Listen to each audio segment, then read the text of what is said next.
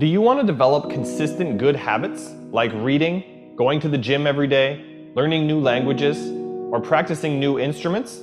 Or do you want to kick bad habits like eating unhealthy food, biting your nails, watching too much TV? 3 years from now, you can have what you need. You got to be careful about it. You can't have everything. You can have what would be good for you, but you have to figure out what it is, and then you have to aim at it.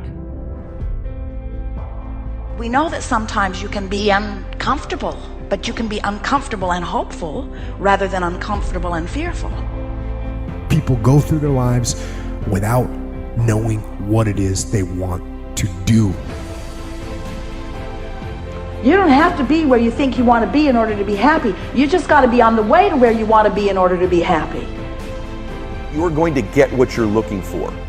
So if you're looking for success, you're looking for happiness, you're looking for prospects, you're looking for recruits or clients, I'm telling you, the more you're consciously looking for those things, you're going to see them. When you're looking to win, you're looking for victory.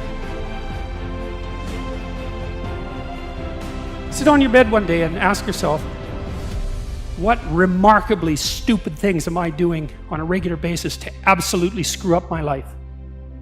And if you actually ask that question, but you have to want to know the answer, right? Because that's actually what asking the question means. It doesn't mean just mouthing the words. It means you have to decide that you want to know. And so be very careful what you set your mind towards, what your outcomes are, because you're going to find them. Your mind's powerful. You're powerful. You're more powerful than you think you are. And if you could just get clear on what you're looking for, get super specific with great clarity, great specificity about what it is you want, it's sitting there for you to find if you look for it. The time is now. The time is now to express and for people to believe in themselves. The time is now for it to be okay to be great. Right there and then, you have an opportunity to steer your thoughts and your emotions in the direction that you want them to go, not in the direction that they're telling you to go. In other words, you can literally choose to seize the day, or you can let the day seize you. If you're fearful all the time, your point of attraction is very far from what you really want. If you're ornery all the time, or a lot of the time, your point of attraction is different from what you want. Your emotions are your indicator of what you're doing vibrationally. Have you been listening to us long enough to sort of understand what we mean by that? Don't worry about what needs to be done. Think about who you have to be in order to get it done. Did you ever have a dream that was so big that you thought it was almost impossible to achieve? I've had those dreams.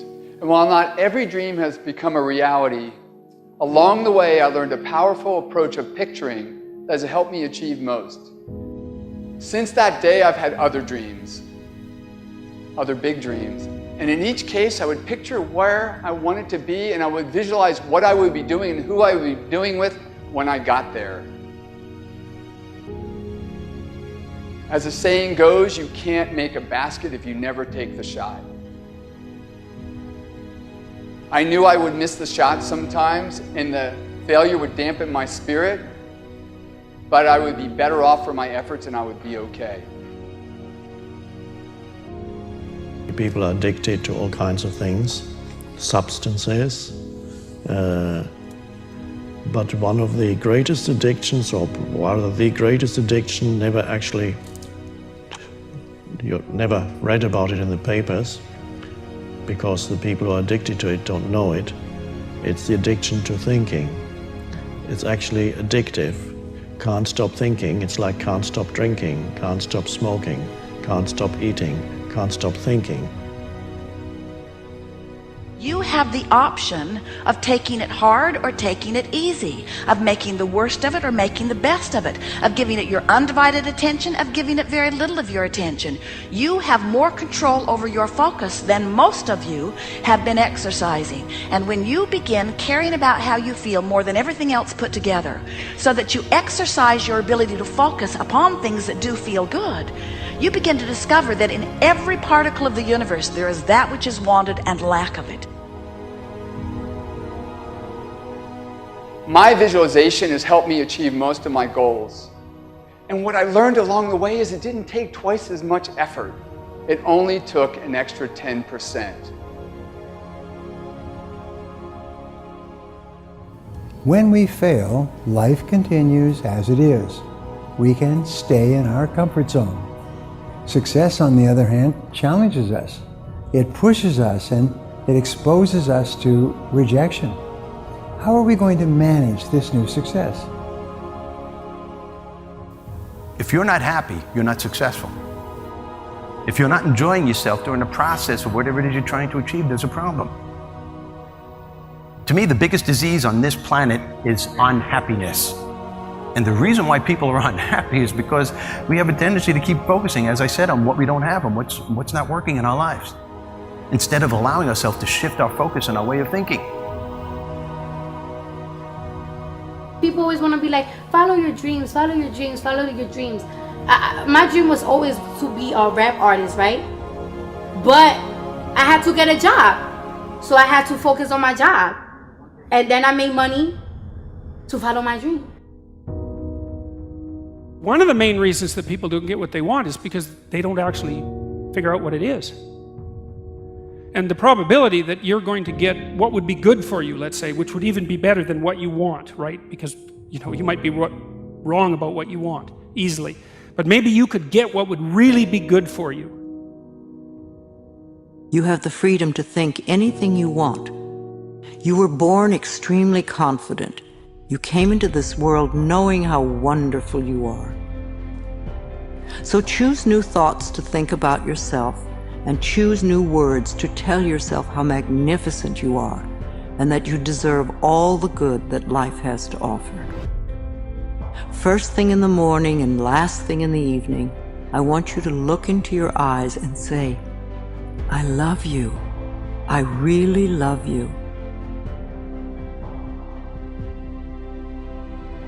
Your first goal, this is what I'm suggesting, your first goal when you open up your eyes should be to focus on the things that ignite your spirit and bring you joy.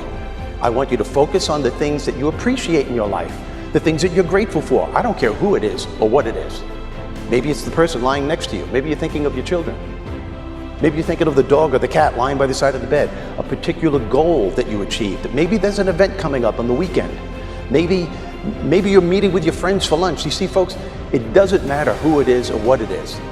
There's always something to be grateful for, to appreciate. And what I'm asking you to do in those few moments before you crank and get into your day is to focus on these things. Then why am I asking you to do this? Because an attitude of gratitude simply makes you feel good. And feeling good is the fuel that drives motivation. We've all made wrong choices and done things that we knew were not the best. It's one thing when other people do us wrong. We had a bad break. It wasn't our fault. We can have faith that God will restore. He'll pay us back.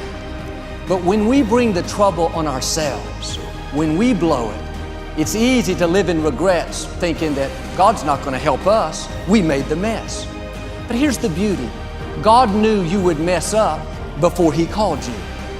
He knew we would get off course, at times give in to temptation.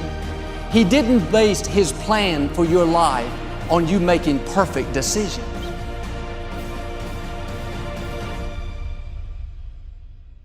Through success, I represent the possibility of what you can achieve and what you can do with your life and your career.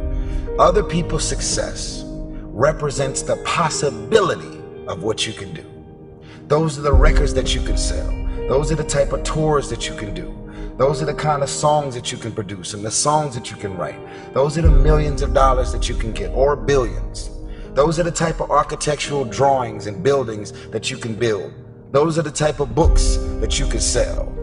Everybody else's success represents the possibility of what you could do.